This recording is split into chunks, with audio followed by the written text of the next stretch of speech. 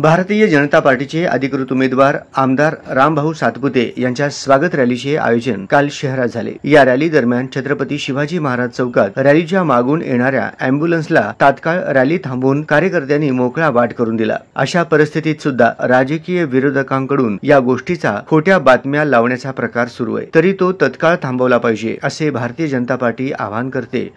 Bharatiya Janata party व मित्र पक्षाचे महायुतीचे सोलापूर लोकसभेचे उमेदवार सन्माननीय रामभाऊ सातपुते यांचं काल भारतीय जनता पार्टी व मित्र पक्षाच्या वतीनं जोरदार स्वागत करण्यात आलं। या रॅली दरम्यान एक रुग्णवाहिका एसटी स्टँड समोरून जात असताना अक्षरशः ती रॅली थांबवून त्या रुग्णवाहिकेला त्या ठिकाणाहून वाट देण्यात आली आणि रुग्णवाहिका पुढे मार्गस्थ झाली।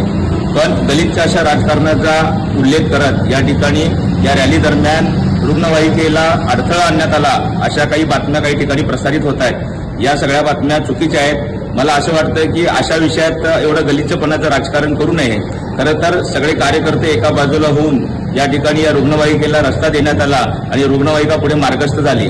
त्या पद्धतीचा त्या प्रकारचा व्हिडिओ सुद्धा या ठिकाणी आम्ही या दरम्यान प्रसारित करीत आहोत।